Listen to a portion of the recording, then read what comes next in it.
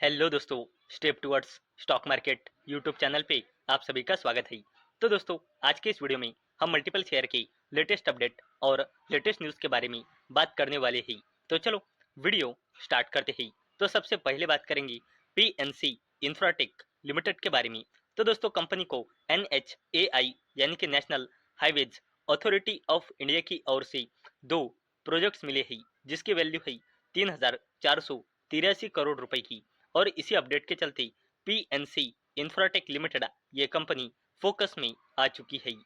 अब बात करते हैं सीएंट डीएलएम लिमिटेड के बारे में। और दोस्तों, कंपनी ने अपने फाइनेंशियल ईयर 2026 के क्वार्टर 4 के नंबर डिस्क्लोज किए हैं।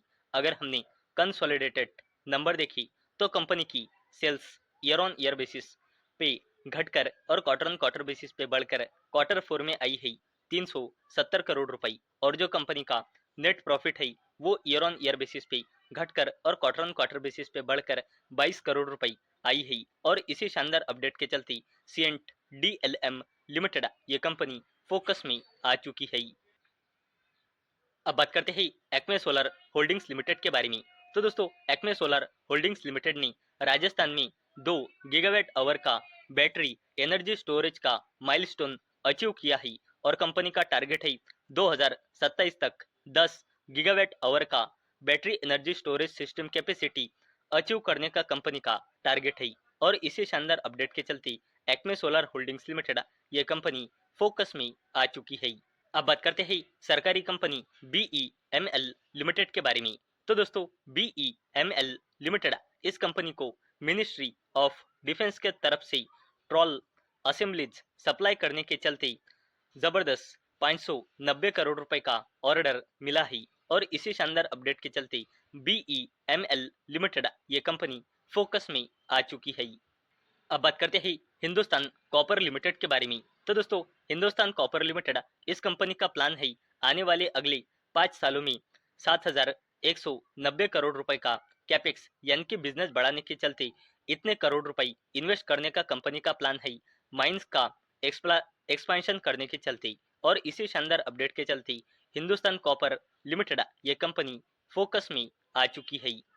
अब बात करते हैं L&T लिमिटेड यानी कि लार्सन एंड टुब्रो लिमिटेड के बारे में। तो दोस्तों, L&T लिमिटेड यानी कि लार्सन एंड टुब्रो लिमिटेड की wholly own subsidiary company L&T Energy Green Tech Limited ने एंटर किया है सिग्निफिकेंट लॉन्ग टर्म पार्टनरशिप में जापान के ITOCHU कॉरपोरेशन के साथ ग्रीन अमोनिया सप्लाई करने के चलते, जिससे ग्लोबल क्लीन एनर्जी ट्रांजिशन में इंडिया का जो रोल है वो और भी मजबूत होगा। और इसी शानदार अपडेट के चलते L&T यानी कि लार्सन एंड टुब्रो लिमिटेड ये कंपनी फोकस में आ चुकी है। बात करते हैं अडानी ग्रुप के दिग्गज company Adani Total Gas Limited के बारे में। तो दोस्तों, अडानी टोटल गैस लिमिटेड ने लॉन्च किया है सक्षम निवेशक कैंपेन, किस लिए? To aid shareholders with unclaimed dividends.